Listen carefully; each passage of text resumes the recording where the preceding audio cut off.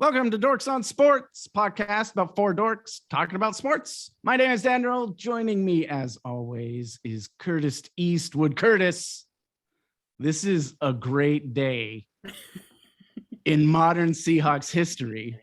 And clearly, by the way, somebody in that Seahawks organization is listening to this podcast. Oh, yeah. Oh, my God, yes. The one thing we've been waiting for since probably like week 3, Ken Norton Jr. I've been waiting for 2 years. He's out. He's gone. He's gone. I hate rooting for somebody to get fired. It feels dirty and nasty and gross, but like I cannot stand watching bad defense on my football team. And I don't Especially know. a team that created their identity on defense. Absolutely. Yeah. This last year was the worst for me. Why they would have nose tackles dropping off into coverage and the best pass rushers playing outside linebacker. I have no idea. It was just, I felt like it was just, they were just throwing, he was just a blind man throwing darts. He had at I'm there was no identity. He was coaching that defense like I play Madden. Yeah, and I love the fact Whatever that they're looking outside. They're looking at Vic Fangio disciples and people with maybe like a fresh perspective that a 70-year-old head coach probably wouldn't be terrible for him to have at this point. I agree. Inject some youth in there. I'm very excited about what's been coming out about who they're interviewing. In fact, every candidate that has that's come out, I would not be mad. Like any of those candidates, if they were hired, I think it would be awesome. The Sean Desai guy from he's Chicago, maybe my favorite. Really the more I read about him. Especially the stuff he did with the D-line, the kinds of like disguises and double teams and things like that he was doing with the defensive line to get after the quarterback was very cool. It's fun stuff. Yeah. Bring it here.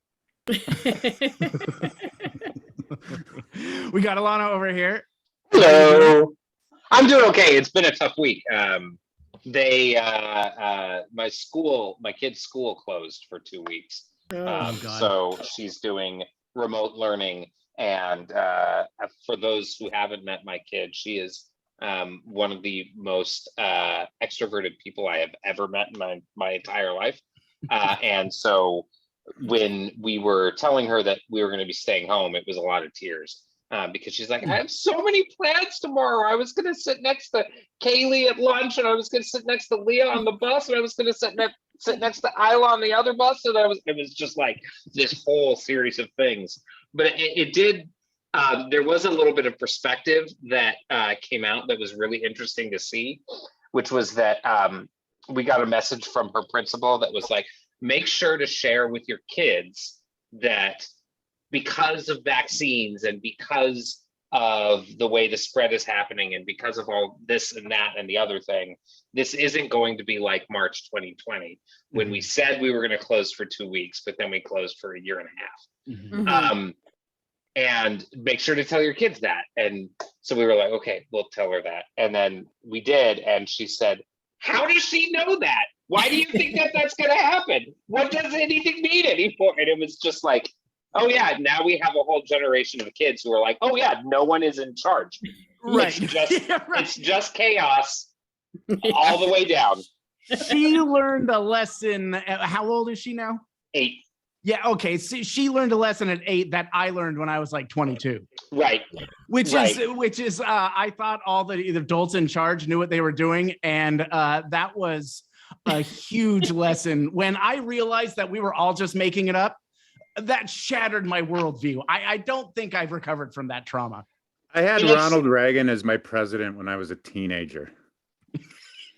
So, like, I learned right then and there, they don't know what the fuck they're doing. I watched Nixon's resignation speech. My mom had me come in the living room as a child and watch, and that's the first president I remember because I was little. And so, yeah, it was how are we on swearing on this? Do we Oh, start? go look at my Oh picture. yeah. Yeah, We swear fuck all the fucking man. time. Fuck the people, man. You know, I'm off at protest marches with my parents. They're anti-Vietnam. I'm at Black Panther rallies as a child. I grew up in Oakland, California. So just so we're clear. But yeah, I it's a lesson. I learned It is very a young. lesson. Yeah. And for our podcast listeners, we have a very special guest today, Marcy. Before we get to Marcy, I'm just gonna introduce Millie over there. Millie, how's it going? You got a Bengals background. For those who listen to the podcast, hit our YouTube channel and you can see the video stream. I do. I'm fully on the Bengals bandwagon. The Bengals bandwagon.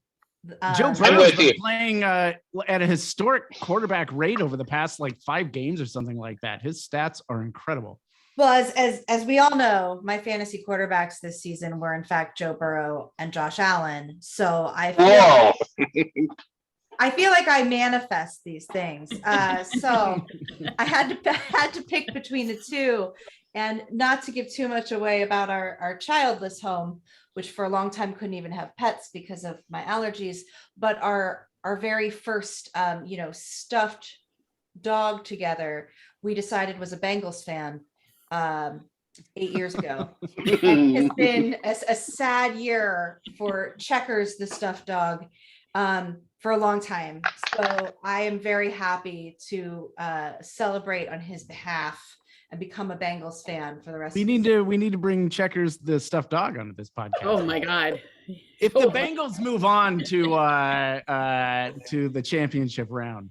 Yeah. I almost bought him like a little doggy jersey for Christmas, but I held back. If the Bengals win the Super Bowl, you have to do that. I know, right? And we all have to do the Yankee shuffle. Right. Yeah. Like, how cute was that? Everybody they're so fun to watch. We'll talk about it when we talk about predictions. But We will. Fully on the Bengals bandwagon. And I do want to say that this podcast, if there has been one mantra for the entire season of this pod, it has been fire Ken Norton Jr. Yes. And it happened. So yeah, Manifest. we manifest a lot here. That's right. And then Marcy, welcome to Dorks on Sports, a very special guest here with the 49ers going into the divisional round. Here's my boobs. We thought we would have we would have somebody representing the 49ers. We had Patrick on, who was a former divisional rival, the Raiders of the Seahawks. Now we got a current divisional rival of the Seattle Seahawks. So tell me a little bit what do the 49ers mean to you? Okay, it's a shameful story, I have to tell you, but it's very meaningful. So I grew up in Oakland, and we were Oakland Raiders fans for as well. But my mom always loved the 49ers because her dad, who wasn't around a lot, would listen to games with her, and like that he'd get a beer and she'd get a Coke, and that was their thing, the 49ers. But we lived in Oakland, and then the Raiders betrayed us and moved to LA. I don't know if you guys remember ancient history. It was like 81 or something. Yeah. And so everyone had LA or traders. Everyone was wearing Traders shirts in Oakland. And then the Raiders were dead to us. Honestly, ever since then, dead to us. And I was very much so emphasis on the dorks on sports. I was very much a dork. And my mom is one of those people who like, she drinks beer, throws the beer cans at the TV, like motherfucker, just watches games and engages with them. And my dad was like cooking and listening to Gilbert and Sullivan in the kitchen, and it was just very, and I much more identified with my dad. And when I was growing up on the block I lived on, it was all 49ers, everyone 49ers, Niners. And when I was a teenager, a family moved on, I babysat for, and the dad was from LA, and he was a LA Rams fan. Mm-hmm. And one day I needed $5 for some reason. And I went to him and I said, Ken, can you just give me $5? Like I babysit for, just give me $5. And I was like, I don't know how old I was. And he said, I will give you this $5 if you become a Rams fan. I'm like, done. And for about, years, I was a Rams fan. And it was, my mother would have preferred it if I was a drug mule for a biker gang. She was like, what the fuck? And he got me Rams shirts and had a Rams cup. And so whenever there was they were our grudge team, right? And, but then this is that really, I'm exposing myself as a horrible person. When I bought my first house, my aunt and uncle gave me the down payment, and my uncle, who was an avid 49ers fan, he said, I will just give you this down payment, but you are now a 49ers fan. And I'm like, sold, bitches. However, let me temper that with it. Then as I've gotten older and people have been lost, and because it was so my culture on the block I grew up on, we were really tight, and we would have these really like fun Sundays with everyone would come over to watch football. And my mom was everyone was super superstitious. So one time, like, my uncle was on the exercycle and the 49ers started winning. So my uncle's on the exercycle every Sunday if the 49ers are playing. One day, another neighbor came in, they started losing. So then mom would make Roy leave. So all these just crazy shenanigans are happening. And it became like, so now, that people are gone, I'm like, no, that was really part of my heart and my culture and my life. And so they've now baked into my soul in a real way. So I was very, cavalier about it, but now it's like really baked into me. And now my daughter, who's 17, has been raised as a 49ers fan. Even though she grew up here, in the hood in Tacoma, she's going to school here wearing her 49ers shirts. That's brave. No, she's like, yeah, 49ers. And one of her teachers said, okay, I'm going to give you an assignment. This is when she's like 11. Like, you have to write an essay that includes the phrase Seahawks. And she goes, okay, great. She goes, what a great game that was. Watching the 49ers totally destroy the Seahawks. That was her essay. So it started out, in a funny way, but now it's really become part of my soul. And then I'm St. Joe, Montana. That whole team, that dream team, of that era, meant so much. We have an ornament, I always post about it. My daughter putting the ornament on the tree, and it's become like, I got my mom a cameo from Joe Montana for her 85th birthday. And she just about died of happiness because he's just the greatest person that ever lived. So it's become really like part of like who I am, even though I've been up here for many years, and it's just like it's a reminder of my culture and my people and my tribe, from home. And so yeah, that's my story, and I'm very much looking forward to, and fuck the Packers. Totally agree with you, Alana. God, I hate that team. Aaron Rodgers. Aaron Rodgers is the worst. Yeah. One thing I've said a couple of times on this podcast is that if Aaron Rodgers were black, he would not be in the NFL anymore. He would have gotten kicked out because of how racist these owners are. We saw the exact same behavior from Cam Newton, and where is he right now? We saw the same behavior. We saw it's happened a bunch, and yet we get Aaron Rodgers and fucking Ben Roethlisberger as a long-term athletes. Yeah. It's really frustrating. Yeah. I would say our second motto on Dorks on Sports this season has been fuck Aaron Rodgers. So sweet. Fire Ken Norton Jr. and fuck Aaron Rodgers. Yeah. So what will it take? How much will it take to turn you into a Seahawks fan? Oh, that can't happen now, not unless my mother dies. And and we don't want that to happen. It's not expected. No, and I don't want that. It's become now like part of like a crystal part of my identity. And I love fandom. And like I said, I bought a Seahawks shirt once, to wear in a thing, because I'm like, well, I do live here, so they're my second favorite. And Marcy, if I gave you $20, no, down payment on a bigger house. He gave me a really big down payment.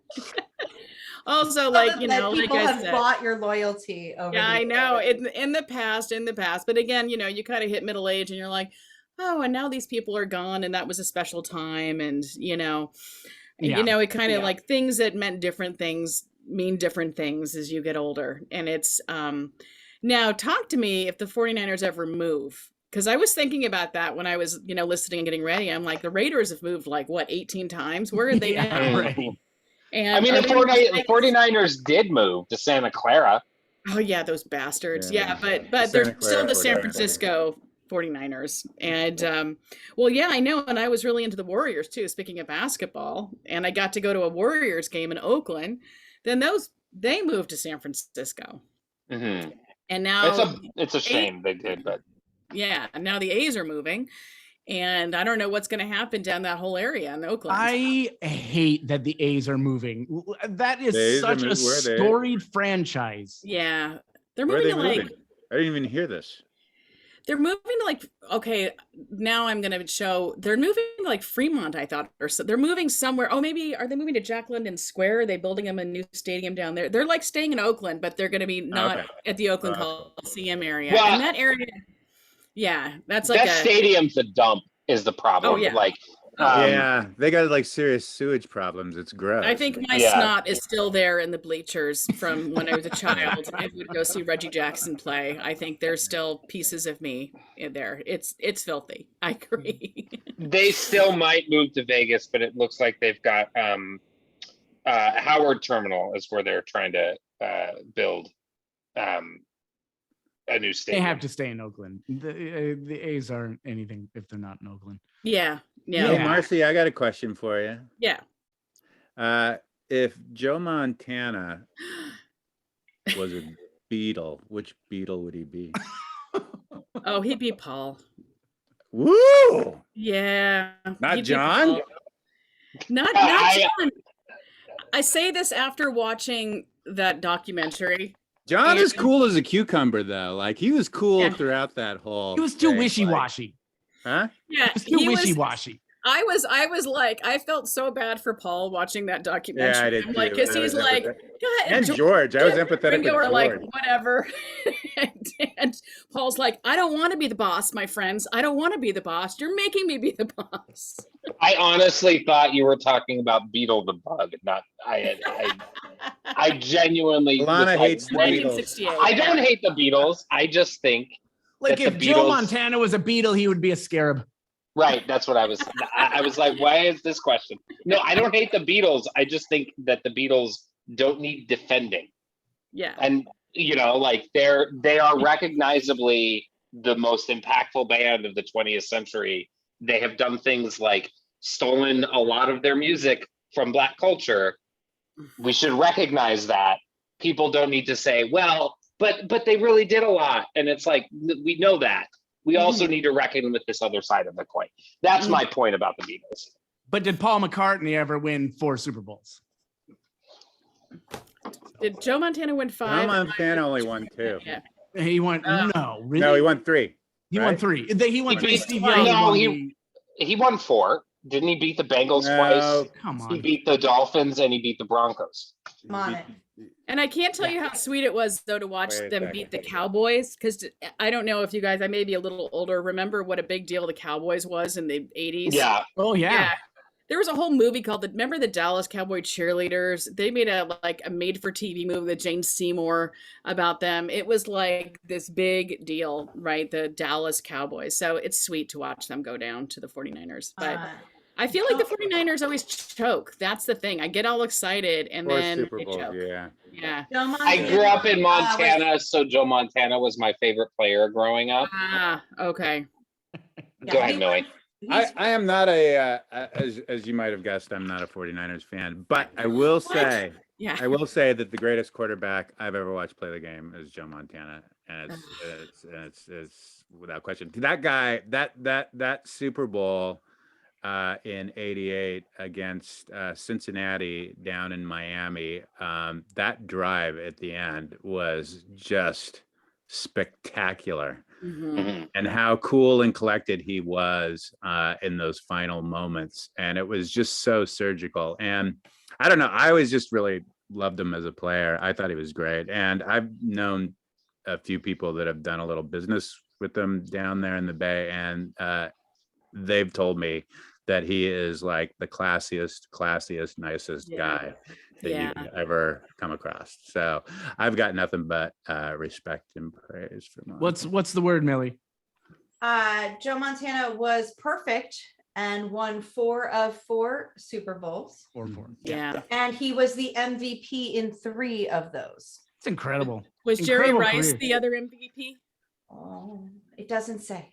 If Joe Montana had the benefit of today's modern rules, do you think he would just be destroying the stat sheet? You're not mean, asking me that because I don't know. You're going to have to. Yeah, I would think so. I mean, the quarterbacks back then weren't protected by anything. I mean, they were getting slaughtered. And neither were the receivers. I mean, you could do anything you wanted to the receivers. I mean, it wasn't uncommon for, a quarterback to throw 15, 20 interceptions and still, end up, well, a great season for having a great season because it was just, he with the rules of the game today, and with, today's modern sports science and stuff like that, he probably would have a little bit more of a stronger arm and be a little bit more athletic. He wasn't considered a strong arm passer back then, but I think all the stuff that Brady's been doing, Montana could totally do today. Yeah, I think so too. It was Jerry Rice the one time that Joe didn't win. So he was amazing. And I love you all, but I it hurts to say this, but I think Tom Brady is superior. Oh, yeah. Really? Wow. God. I know, Is it because of the sorry. titles you say that, or is it because of the way he plays? Because of the way he plays, his longevity, his focus, Consistency. I mean, I really hated Tom Brady for so long. And there's just a point last year where I turned the corner. I mean, it helped that he wasn't with Belichick anymore, but I finally believed that he really loved this game and wasn't a robot and hadn't necessarily made a deal with Satan. He did, though. He's a Trump supporter.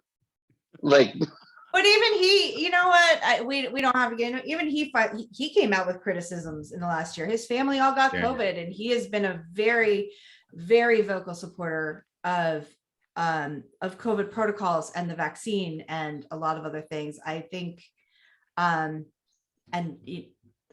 just Also, talking about who he is as a football player, and I think that he has earned his place as the GOAT. Yeah.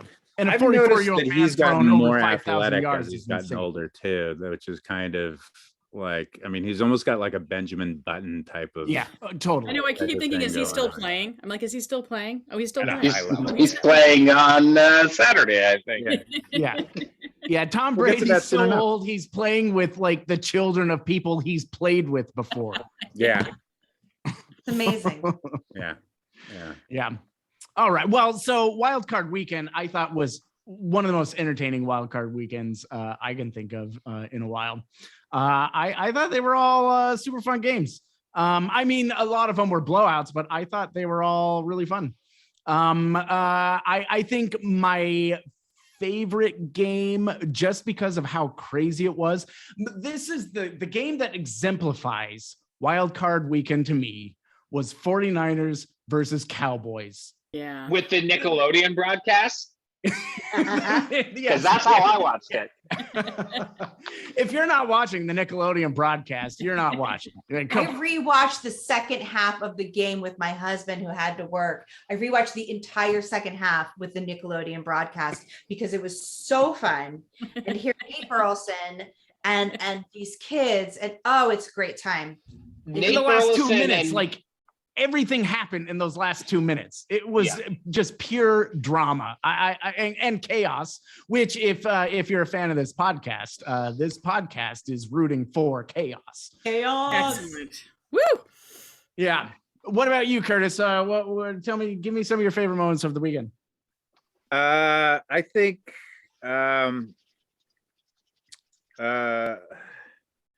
what the Bills did to the Patriots was a lot of fun. That was really fun. Here's my favorite thing. I definitely this here. The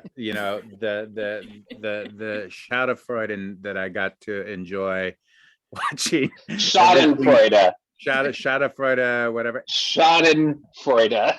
Okay, we'll move forward on that. The Schadenfreude, Schadenfreude, the Schittenfreude, the Shitty Freud, the Shitty Freud that I watched.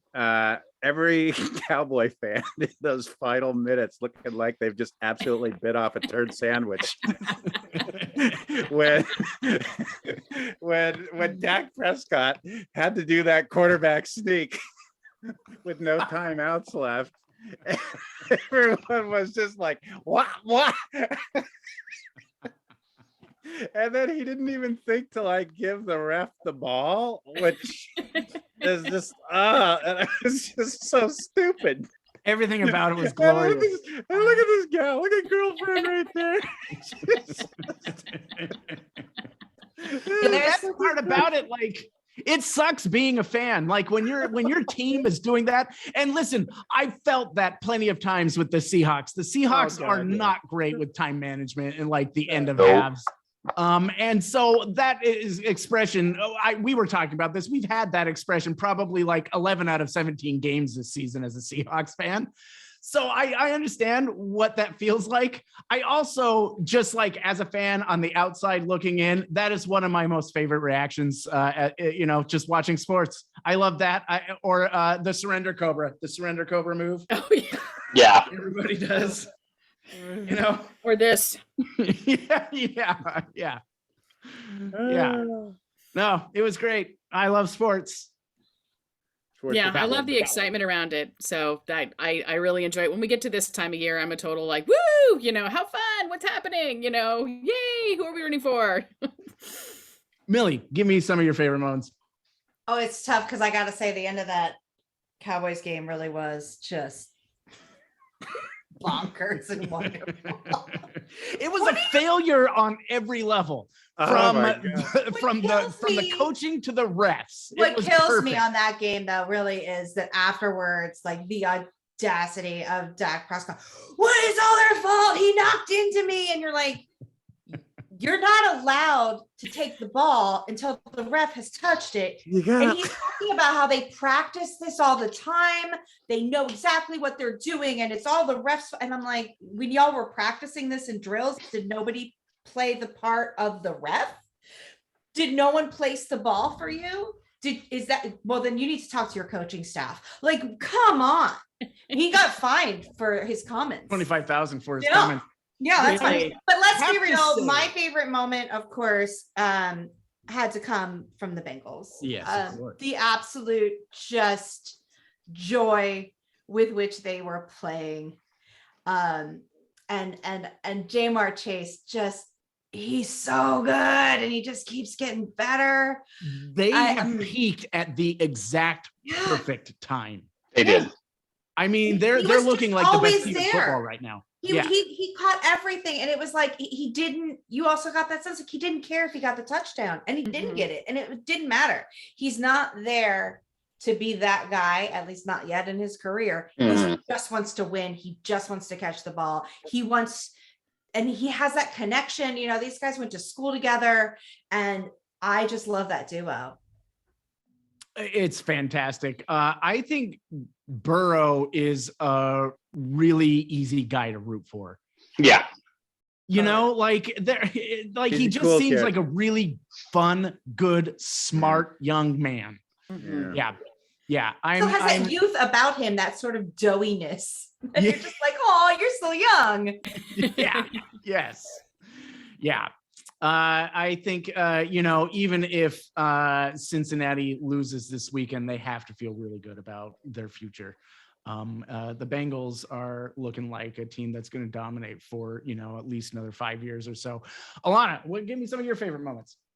One of the things that I found out today was that if you look at the end of the game in the Niners Cowboys, the refs gifted the Cowboys 8 seconds by running clock or running back clock in moments where it shouldn't have been run.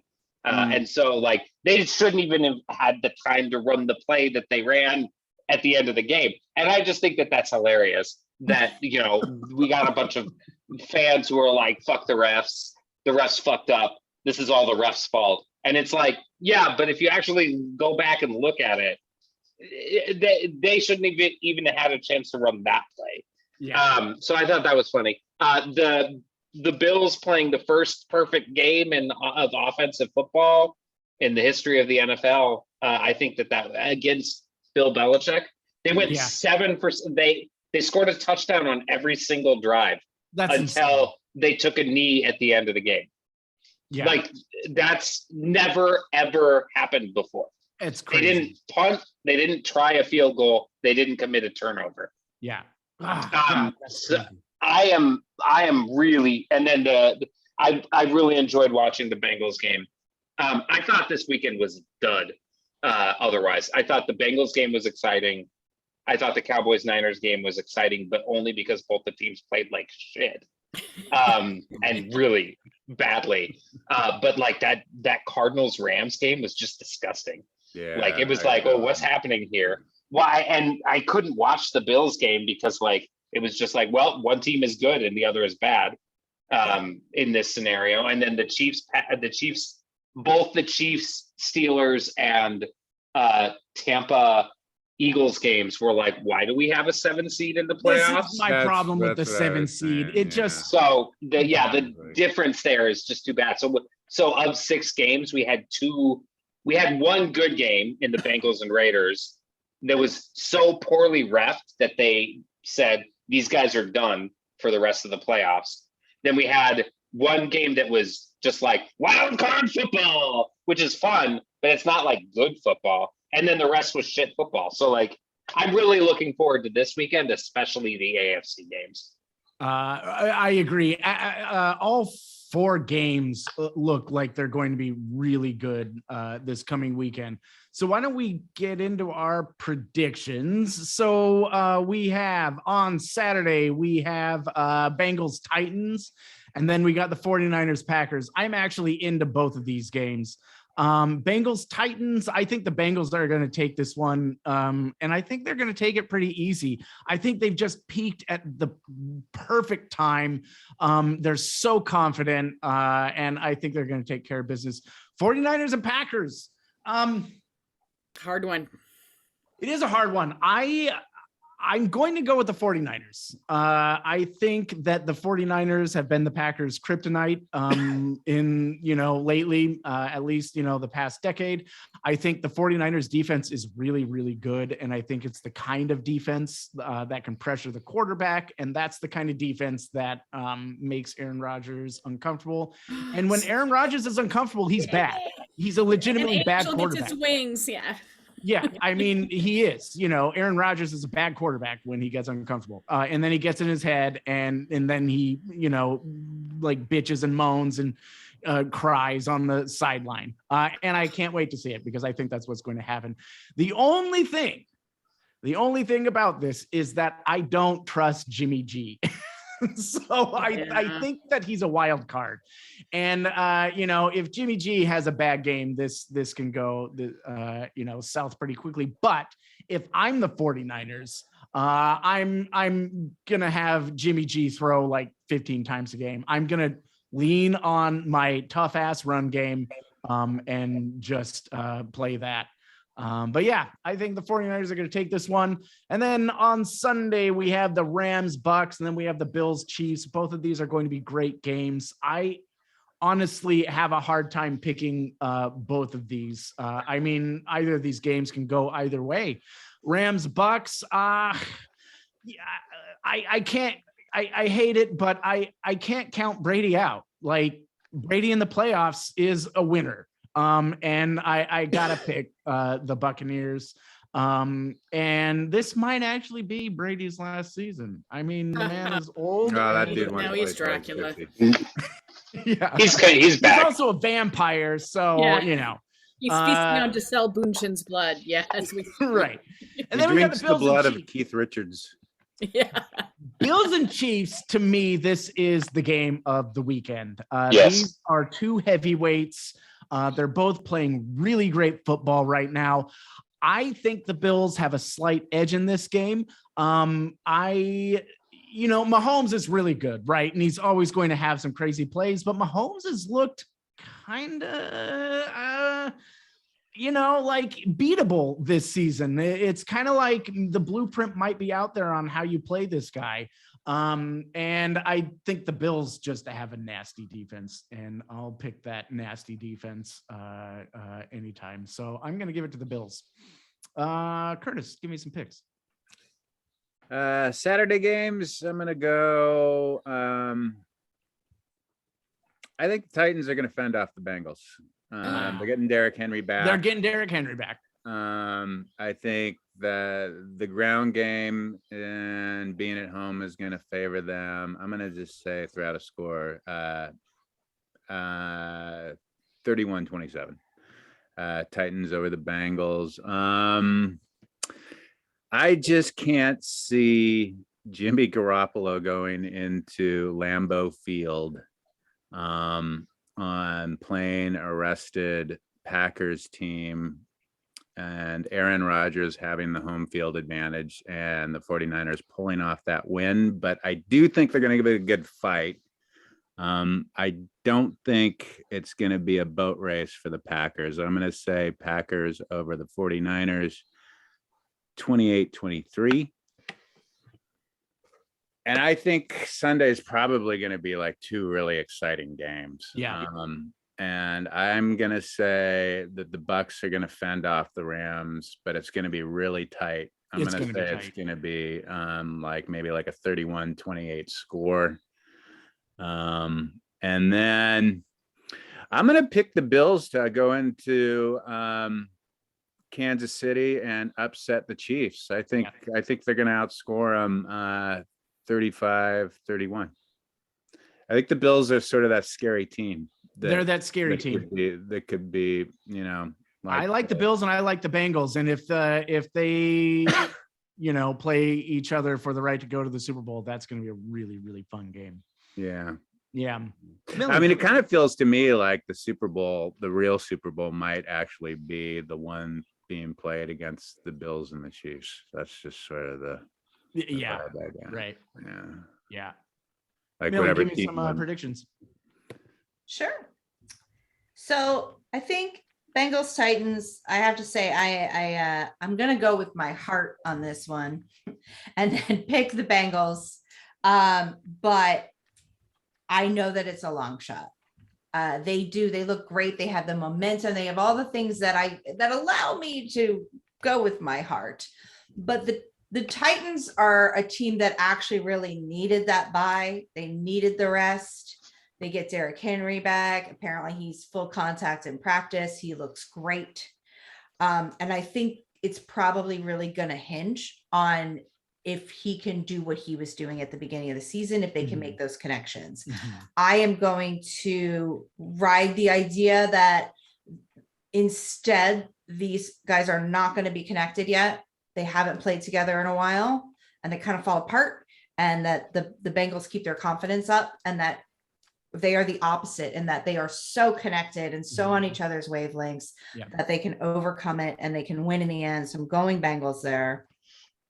For 49ers, Green Bay, I'm so torn on this. I went back and looked because I was curious who won the last meetup between them. And it was Green Bay, but it was a 2-point win. It was real close. Yeah. But they're home. They're in Green Bay. And I think that if anyone is drinking the blood of animals to make something happen right now, it is probably Aaron Rodgers. So it's gross, but I think Green Bay wins. I'm so sorry, Marcy, because I really want to pick the 49ers. Not going to happen, but I understand your reasoning. But you know what? I will tell you before I came on tonight that I sat down with the Hubs and we looked at the DVOAs and all of that stuff that I'm not that good at. And the DVOAs say 49ers win. So I will give you that there are a lot of statistics that say the 49ers can win this. I just think they're in Green Bay.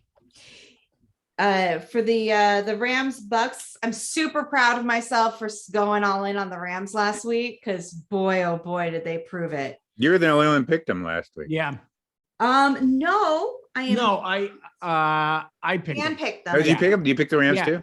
Yeah, I did. Okay. Yeah, because I didn't believe in Kyler Murray, and I still don't. Kyler Murray is great for the first half of a season, and then he completely falls apart. Same with Cliff Kingsbury. Once people adjust to him, he doesn't adjust his game plan. He just does the same thing. It's like, cool, dude. So so the Rams did everything they were supposed to do, but I don't think that they can beat Tom Brady. The Bucks should actually be stronger than they were last week. They get Leonard Fournette back. So I'm going to go with the Bucks there. And Bills Chiefs, I got to go with the Bills. The numbers say Chiefs, but I think we all feel it. Like they Just had that game. They got so close last year. I think, whereas the Bengals may be in this position next year, right? Yeah. I think this year, the Bills had that season last year, and this year they're ready to go further. And the Chiefs are at home, which makes them a little harder, but there's just a heart missing from that Chiefs. I agree. There's something missing on that team. They've got all the pieces. They've still got all the talent that they've had the past few seasons, but there's a heart there's an emotion that's missing. And the Bills just seem like a team of destiny right now. They really do. And I will say too, one of the things I noticed, and maybe it's just because he was my tight end for so long, but when they go to Kelsey and Kelsey's having a great game, they win.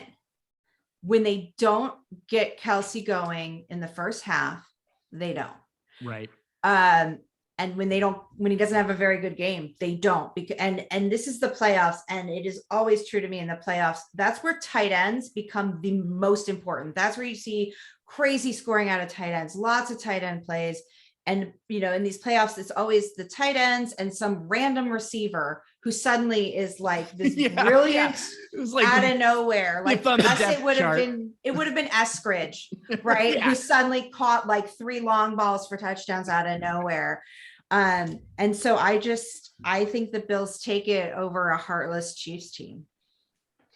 I agree. I think those are great picks. Alana, give me some predictions. So I think the Bengals beat the Titans. I don't think that Henry comes back 100%, and the Bengals got Hendrickson, who's kind of their best one of their best pass rushers, back for this game. I think that's going to make a difference. I think that the Bengals defense is stacked and ready to play this game. I think Tannehill makes a couple of big errors that result in them losing.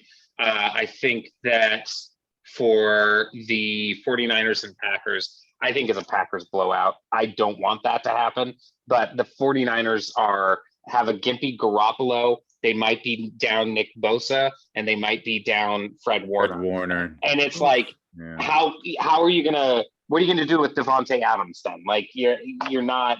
I mean, I know that Devontae isn't.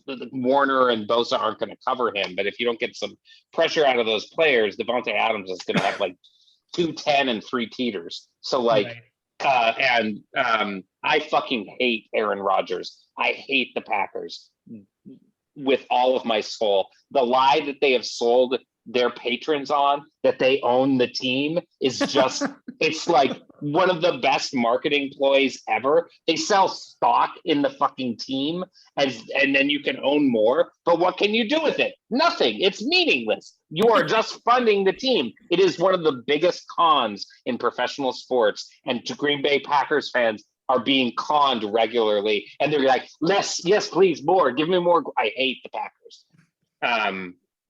And I hate their fan base. So if you're a Packers fan, I'm sorry, but I don't like your fandom.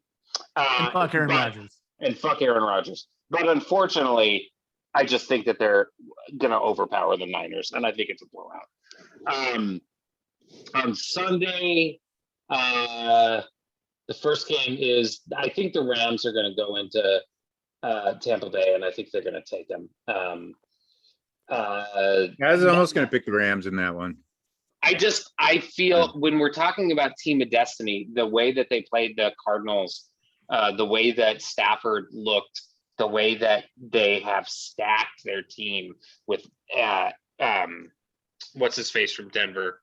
Von Miller. Von Miller and OBJ, and just the various moves that they've made to go all in. I just think that it's meaningful. And I think that Tom Brady's going to miss some of his receiver weapons in this game in ways that he hasn't in the past couple of games. For Bills Chiefs, I agree that's probably the game of the playoffs. And I think it's the Bills. I don't think that Kansas City lacks heart. I just think that the Bills have more of it. Did you see Ryan Fitzpatrick? Yes. I mean, just like shirtless, screaming for a team that didn't even play for this year. Like, I was all for it. So, I really want, like, I'm at the point right now where I hate all 4 teams in the NFC that are still remaining. I I'm sorry, Marcy, I don't like the Niners. It's okay. Hate. What's that? We feast on your hate. We feast on It's it. fair. That's fair. Richard Sherman. But I really do want to see both NFC West teams win because I actually hate the other two teams more. So like, and I don't care who goes like if the Packers go to the Super Bowl, there's a strong chance I won't watch it because I can't deal with that. But if it's any of like, I'm going to be rooting for the AFC team regardless of who it is. Because I like all four of those teams better than all four of the teams in the NFC. Yeah, I will say, I've been critical of Matt Stafford, and I still hold by that opinion, but he looked really good last week. He was very, very, very efficient. Yeah. He was very efficient. I think he had, his average yards per play was like 14 or something. It was ridiculous. McVay dialed up some nice stuff for him. But I don't know. We'll see what happens against the Bucks. I think my prediction. Oh, sorry. Oh, I'm so sorry. No, I was gonna and this is literally nothing based on you guys talking, all of you talking. Okay, I'm gonna say 49ers, obviously. I think they will blow and they'll make Aaron Rodgers cry, and I'm gonna please. That'll be so nice. I'm feeling Millie's love of the Bengals, so Bengals are manifesting. I'm going to throw some credence back to that $5 I got paid to be a Rams fan all those years ago and say the Rams. And then because you said the Bills played a perfect team and team of destiny and blah, blah, blah. Bills. So I'm saying Bills, Rams, Niners, Bengals. Awesome. I'd love to see the Bills go to the Super Bowl. I think that's a fun story. I would love to see Bills and Bengals AFC Championship. I think that game would so be great. crackerjack. I agree. Yeah, that would be a really, really great game. All right. So, Marcy, the way we close this podcast out is we like to dork out about some stuff, whatever it is, whatever you're dorking out on. For myself, I binged on the newest season of Cobra Kai. I am unapologetically a fan of that TV show. It is a giant guilty pleasure of mine. I think it hits the tone perfectly. This last season, the fourth season, is bonkers in all the best way. It's just telenovela, the nostalgia, karate, it's professional wrestling. It has no basis in reality at all. And it's wonderful. And all of the actors look like they're having the time of their damn life. And it is so much fun to watch. What's the streaming service that's on? What's that? What's the streaming that's on? Netflix. Okay. And it follows Johnny Lawrence, who was the villain in the first one, a middle-aged Johnny Lawrence who's doesn't really have his shit together, and the journey that he goes on. And of course, Daniel-san is a co-stars in it, and they pick up their rivalry, and all the characters from all the movies, even the bad ones like Karate Kid 3 and stuff like that, they all come back, and it's just great. So I had a lot of fun. Millie, what are you dorking out on?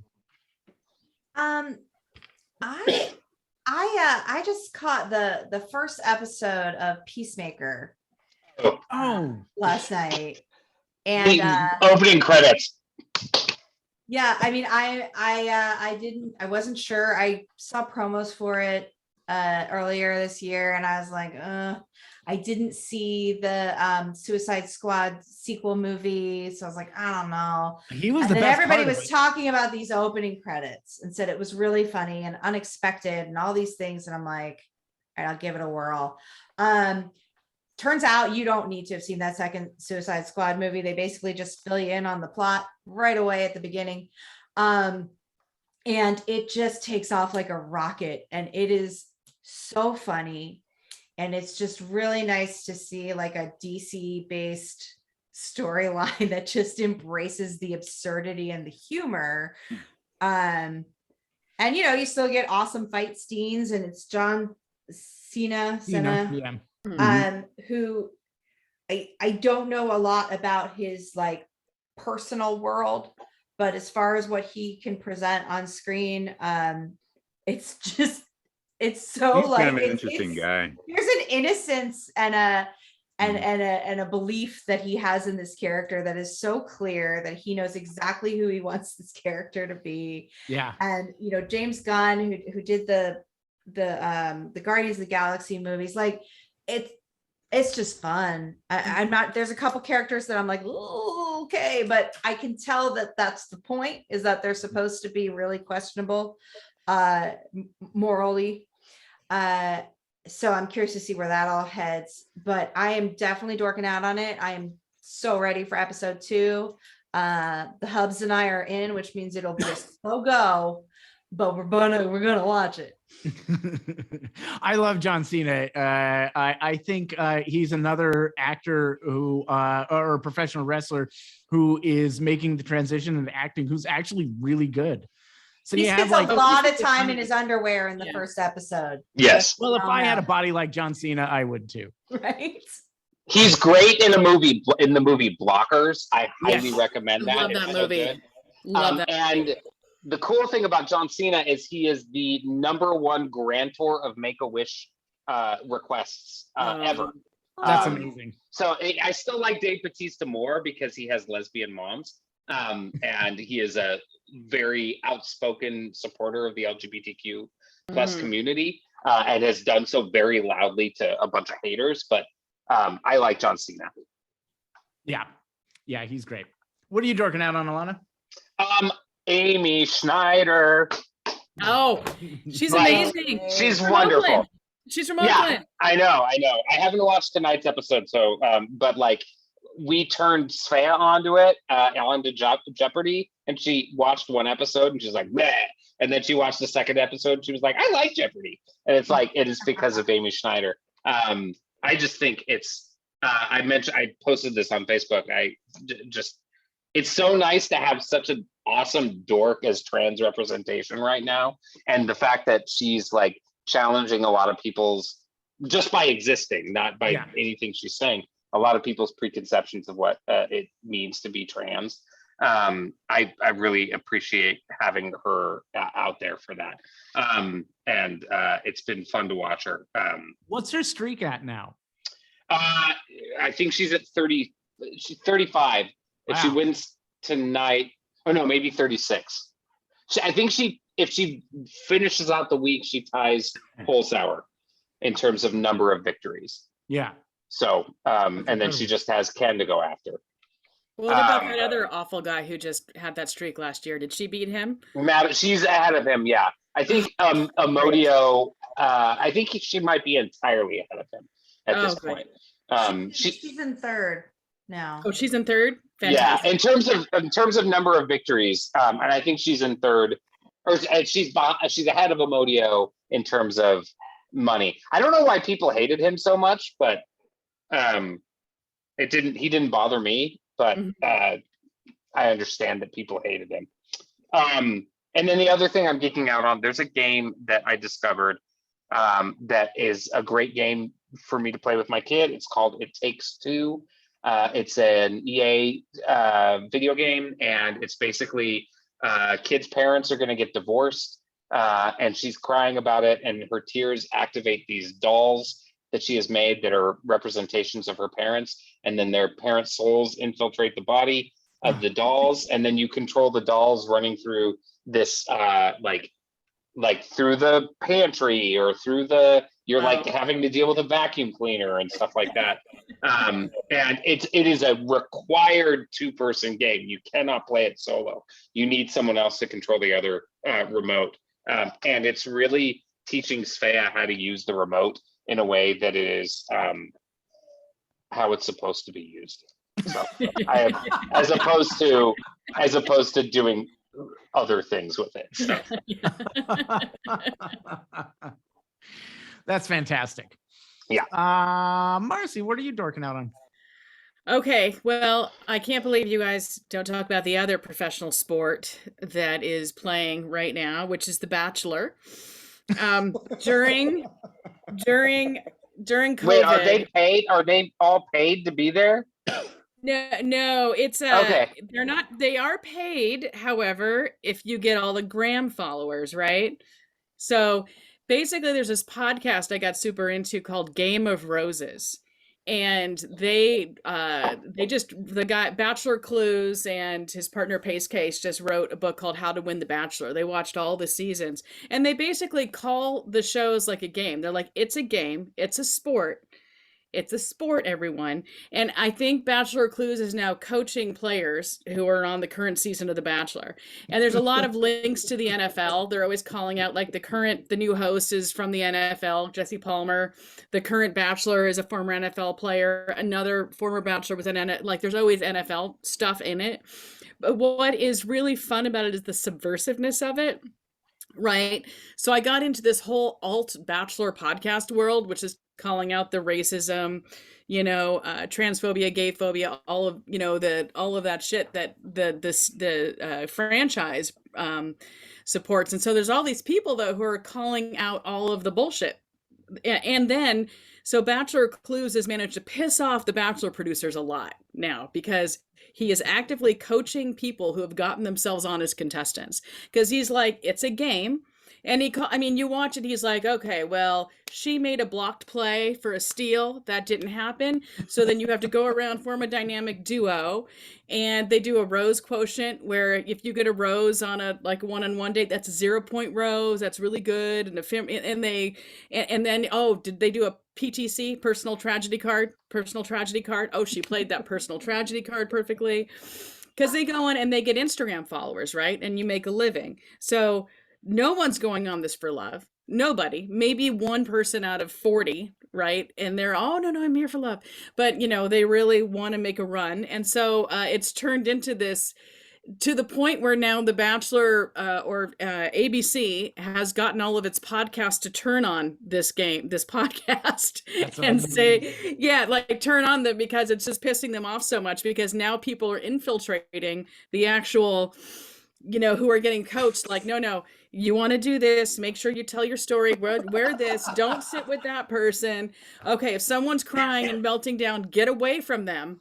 Don't have that drama on you. Don't tattle, and it's been a weird little niche to fall into. I mean, the one thing that's hard is that I wanted to kind of hate watching it with my daughter as a bonding thing, and now she will not watch with me because I'm like, MVP, that was a play of the game right there. When she blocked her and then she went in and she told her story about her dead kitten.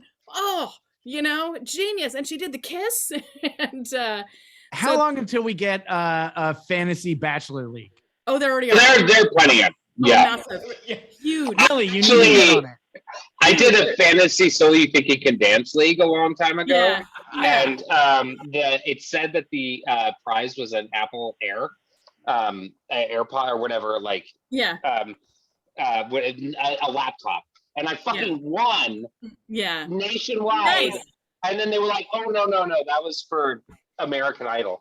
So they didn't give me the laptop. But I was like, I will win. I win the So You Think You Can Dance League all the time. Yeah.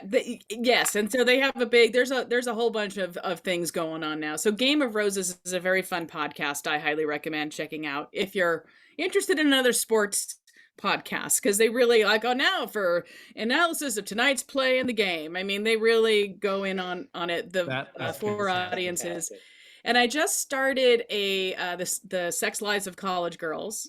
It's great. I loved it. It's very fun. Now, I have a senior in high school who's applying to colleges, including the one where they filmed the show.